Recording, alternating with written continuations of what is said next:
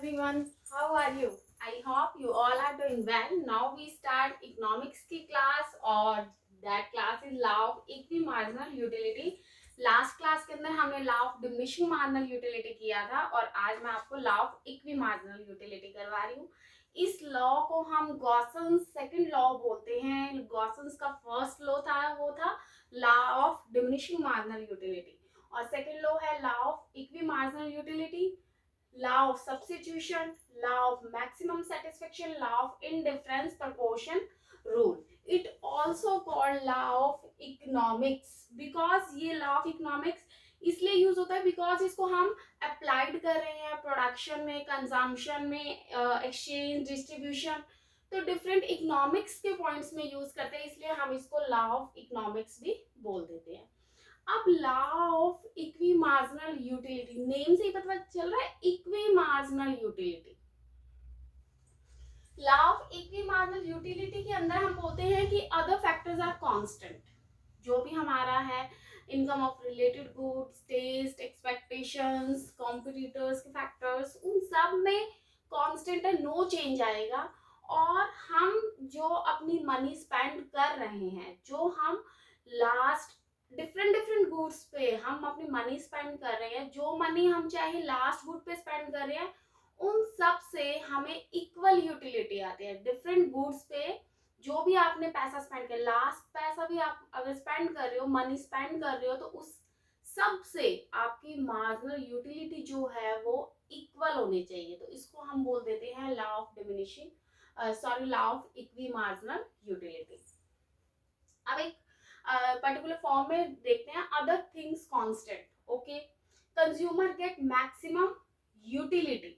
Maximum utility receive कर रहा है जब वो अपनी इनकम को डिफरेंट गुड्स पे स्पेंड करता है और इस मैनर से करता है कि यूटिलिटी जो ड्राइव होती है वो जो लास्ट यूनिट कमोडिटी का जिस पे उसने स्पेंड किया है ना मनी पे, उसकी भी यूटिलिटी इक्वल आती है। मींस अगर आपकी marginal utility of first good is equal to price of first good, ठीक है, चाहे ये पहली गुड है, ये सेकंड गुड है, ये थर्ड गुड है, पहली यूनिट की पहली गुड्स की marginal utility is equal to other goods की marginal utility is equal to third good की मार्जिनल यूटिलिटी, और इनके प्राइसेस क्या है, इधर डिफरेंट है। अगर प्राइसेस इक्वल हो जाते हैं तो क्या बन जाएगा, marginal utility of first commodity is equal to marginal utility of second is equal to marginal utility of third commodity.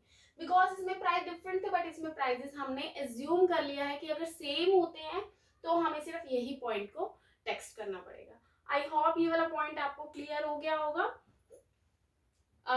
Yes, equal जो इक्विमार्जिनल यूटिलिटी जो आपका कॉन्सेप्ट है वो बेस्ड किस पे है, law of diminishing marginal utility पे। तो ये बेस्ड हो जाएगा law of diminishing marginal utility के अंदर, और इसके अंदर वही सेम पॉइंट है कि किस तरह से कंज्यूमर मैक्सिमम सेटिस्फेक्शन को गेट कर सकता है अपने जो डिफरेंट गुड्स पे उसने एक्सपेंडिचर को स्पेंड किया है। क्लियर है। अब इसके अंदर कुछ अजम्पशंस है। अजम्पशंस के अंदर फर्स्ट वन है रैशनल कस्टमर। रैशनल कस्टमर्स वो ही होते हैं जो डिफरेंट गुड्स पे आपको मैक्सिमम सेटिस्फेक्शन गेन करना चाहते हैं, मैक्सिमम यूटिलिटी गेन करना चाहते हैं। नेक्स्ट वन है इसके अंदर कार्डिनल मेजरमेंट। लॉ ऑफ जो इक्विमार्जिनल यूटिलिटी है इसको भी हम नंबर्स की फॉर्म में काउंट कर सकते हैं, तो ये क्या हो गया हमारा कार्डिनल यूटिलिटी है। इसके अंदर मैंने आपको पहले ही बोल दिया कि अदर फैक्टर्स आर कांस्टेंट, तो इसमें हो सकता है कि इनकम जो है वो आपकी कांस्टेंट है, इनकम के अंदर आपका कोई भी चेंज नहीं आ रहा है, तो पार्टिकुलर जितनी इनकम है आप वो डिफरेंट गुड्स पे अपना कंज्यूम कर रहे हो। नेक्स्ट वन कि मार्जिनल यूटिलिटी जो मनी की है वो भी आपकी इधर कांस्टेंट है। अदर फैक्टर्स कांस्टेंट के अंदर आप लेके चल रहे हो। प्राइस जो है वो कमोडिटी का वो भी हम इसके अंदर कांस्टेंट मानकर चल रहे हैं। अब मैं आपको एक एग्जांपल समझा देती हूँ कि ये जो मैंने आपको बोला है कि मार्जिनल यूटिलिटी डिफरेंट गुड्स की मैक्सिमम सेटिस्फेक्शन से रिसीव होगी, ये कैसे होगी। मैंने आपको ये एग्जाम्पल के थ्रू समझा रही हूँ। मान लीजिए मेरे पास इनकम है $5, ठीक है, इट्स जस्ट एन एग्जाम्पल। तो ये हमने $5 ले लिए और हमारे पास यहाँ पे 2 कमोडिटीज हम लेके चलते हैं। फर्स्ट वन ले लेते हैं हम यहाँ पे टी और सेकंड वन ले लेते हैं बिस्किट्स, ठीक है। तो ये देखिए हमारे पास $5 हमारी इनकम हो गई है। यूनिट ले लो, यहाँ पे टी ले ली और यहाँ पे हमने बिस्किट ले लिए। ये मैं डिस्कस क्या कर रही हूँ, marginal utility of T, marginal utility of biscuits लेके चलते हैं। हमने यहाँ पे 5 यूनिट्स ले लिया, 1 2 3 4 5, ओके।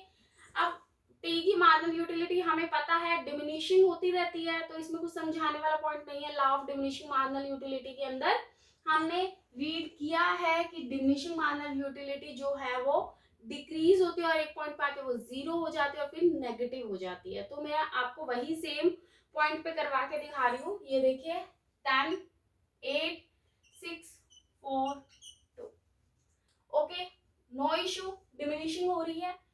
सेम नहीं लेके चलेंगे, बिस्किट्स के कुछ और लेके चल लेते हैं। 12 10 8 6 4 3, जो भी आपने लेना है वो ले लीजिए आप, ठीक है। अब मेरे पास क्या है, $5 है।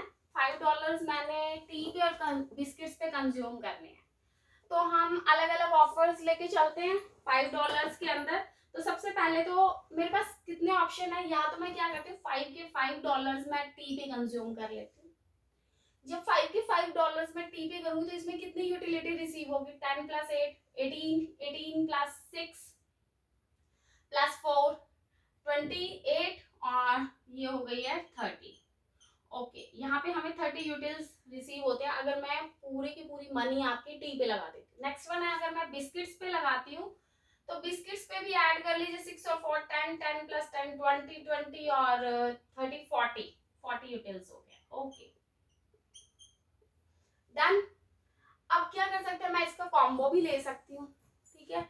मैं आपको सेटिस्फाई करने के लिए कि इक्वी मार्जिनल यूटिलिटी क्या है, उसके लिए मैंने आपको एक एग्जांपल ले लेते हैं कि $5 है। तो मैंने क्या किया, मान लीजिए $1 मैं टी का ले लेती हूँ, $1 मैंने टी पे लगा दिया और $4 1 + 4, क्योंकि मेरे पास $5 है, $4 मैंने बिस्किट पे निकाल लिया। तो देखो $1 1 से लगाते हैं तो कितनी यूटिलिटी आती है 10, और $4 1 2 3 4, तो क्या लिखो 12 + 10 + 8 + 6, ऐड कर लीजिए कितनी हो सकती है 6, 46 यूटिल्स की सेटिस्फेक्शन मिल गया, ओके। अब मैंने क्या किया, $2 तो ले लिए, ये मैंने पहला लिया। अब $2 मैं ले रही हूँ टी के और $3 ले रही हूँ बिस्किट्स के। $2 कितना हो जाएगा, 10 + 8 + 3 इसके ले रही हूँ 12 + 10 + 8, कितना हो गया, एडिशन कर लो 48, ओके। अब मैंने ले लिए कि $3 मैंने टी के ले लिए, $2 बिस्किट्स के ले लिए, $3 टी के और $2 बिस्किट के। तो 3 कितना हो जाएगा, 10 + 8 + 6, याद आ गया, फर्स्ट सेकंड और 3 यूनिट्स हो गए हैं। और $2 ले लिए तो 12 + 10, ओके। तो अब ये ले लीजिए, तो ये इसके अंदर क्या बन जाएगा, 8 और 6 16 46, यहाँ पे भी 46 मिल रहा था, यहाँ पे 48 और यहाँ पे 46 मिल रहा है, ओके। तो नेक्स्ट वन $3 ले लिया, $4 मैं टी के ले लेती हूँ और $1 मैं ले लेती हूँ कॉफी का या बिस्किट्स का, जो भी है आपका। $4 ले लिए, 10 + 8 + 6 + 4 + 12, एडिशन कर दीजिए स्टूडेंट्स, 8 और 2 10, 6 4 10, 0 1 2 3 4 40, सारा हो गया। 5 के $5 टी पे हम लगा चुके हैं 30 और 5 के $5 40 पे। अब देखो 30 यूटिल्स 40 यूटिल्स 46 48 46 40, मैक्सिमम सेटिस्फेक्शन कब मिल रही है हमको, मैक्सिमम सेटिस्फेक्शन मिल रही है मैम जब $2 मैं टी के लेके चल रही और $3 मैं बिस्किट के लेके चल रही। आ गया 8 और 8, ये 8 और 8 हो गई इक्वी मार्जिनल यूटिलिटी, यही तो समझा रही थी आपको। अब इक्वी मार्जिनल यूटिलिटी बनी है ना, ये मार्जिनल यूटिलिटी थी, इक्वल में हुई है 8 और 8।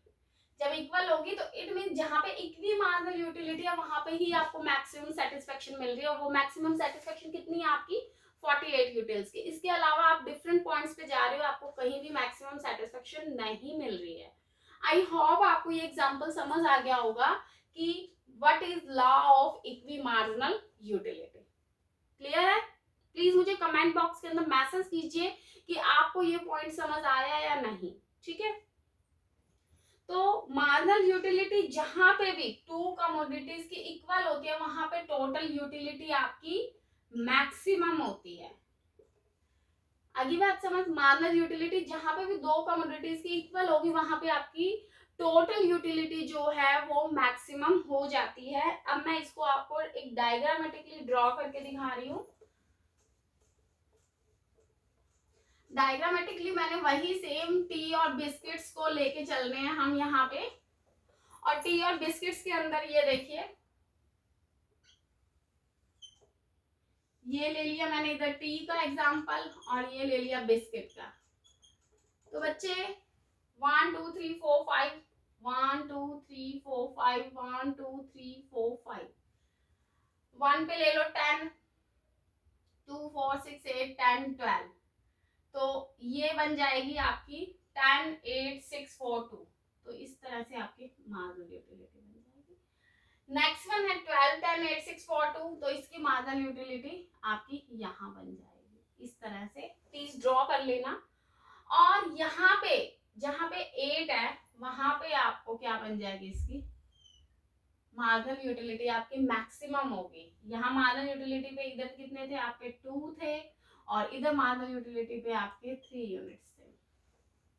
ठीक है, एग्जाम्पल लेके चलते हैं कि अगर मैं 3 से यहाँ पे लेके चलती हूँ, इधर ले लेती हूँ, मान लो ड्रॉ कर देती हूँ, मैं डैश लगा देती हूँ, तो ये देखो ये क्या आ गया, इस पॉइंट पे मेरे को मैक्सिमम सेटिस्फेक्शन मिल रही है, तो ये वाला जो एरिया है या ये मेरी यूटिलिटी क्या हो गई है, कम हो गई है। ठीक है, क्योंकि इधर इसी तरह से सेम आप चाहे आगे कर लो या पीछे कर लो, एक तरह से यहाँ पे है तो मैक्सिमम सेटिस्फेक्शन तो यहाँ तक होनी थी, लेकिन मेरे को कितना रिसीव हो रहा है, सिर्फ इतना पॉइंट रिसीव हो रहा है, तो यहाँ पे भी मेरे को मैक्सिमम यूटिलिटी नहीं मिलेगी। वही सेम बिस्किट्स के लिए अगर मैं इधर ड्रॉ करके चलती हूँ तो मैक्सिमम यूटिलिटी क्या है, यहाँ पे है। यहाँ पे मैंने मान लीजिए मैंने सिर्फ 3 यूनिट्स लिए इसके, अब मैं सिर्फ 2 यूनिट्स ले रही हूँ, तो यहाँ पे जो 40 यूटिल्स ही मिले थे वही मैक्सिमम सेटिस्फेक्शन 40 के आसपास मिल जाएगी। इसी तरह से सेम इसके आसपास भी हमें कम मिलेगी, जबकि मैक्सिमम यूटिलिटी यहाँ है और हमें सिर्फ हम इतनी ही रिसीव कर रहे हैं। तो इसलिए law of equi marginal utility यही कह रहा है कि डिफरेंट गुड्स पे जहां पे आपको मैक्सिमम सेटिस्फेक्शन मिले, आप जो मनी स्पेंड कर रहे हो वो हर गुड, चाहे लास्ट गुड पे भी आप मनी स्पेंड कर रहे हो, वो सब में इक्वल हो। तो टी और कॉफी की आपकी मैक्सिमम सेटिस्फेक्शन हो गई है और इक्वल हो गई है। अब इसका एक्सेप्शंस है, कुछ एक्सेप्शंस मतलब ये रूल कहाँ पे अप्लाई नहीं होगा, जहां पे आपके टेस्ट की बात आ जाती है।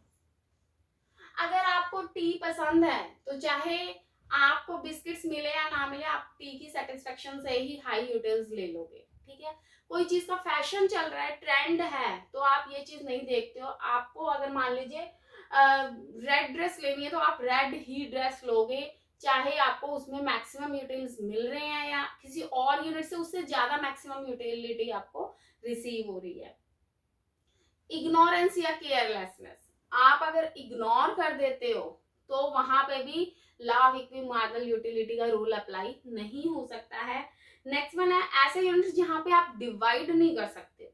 ठीक है, अब ये तो क्या है, टी और कॉफी को तो मैं पर यूनिट डिवाइड कर सकती हूँ, बट कुछ चीज ऐसी है जिसको मैं डिवाइड नहीं कर सकती हूँ, तो उसके लिए जैसे मैं सर्विस दे रही हूँ, तो सर्विस में ये तो नहीं कह सकती मैं आपसे 5 रुपीज की सर्विस ले रही हूँ या 10 रुपीज की सर्विस ले रही हूँ। सर्विस तो क्या है, आपको का पूरा जो भी कॉन्सेप्ट है वो जब तक क्लियर नहीं हो जाता तब तक आपको वो सर्विस मिलती रहेगी। ठीक है, और इसी तरह से क्या है कि आपके पास फ्रीडम है चॉइस करने की। आप कहते हो कि मुझे सिर्फ और सिर्फ बिस्किट्स चाहिए, टी चाहिए ही नहीं है, तो आपकी ये चॉइस है, इसमें आपका law of equal marginal utility rule को भी मैं अप्लाई नहीं करूंगी। तो ये था हमारा law of equi marginal utility. मुझे प्लीज कमेंट बॉक्स के अंदर मैसेज कीजिए कि बताइए आपको ये पॉइंट समझ आए या नहीं आए, और अगर नहीं आया तो मैं और ज्यादा ट्राई कर रही हूँ कि कुछ और इजी फॉर्म लेके आऊं, but I am damn sure कि आपको ये कॉन्सेप्ट क्लियर हो गया होगा। Thank you so much, have a nice day, God bless you, and please like, subscribe and share my channel. Thank you.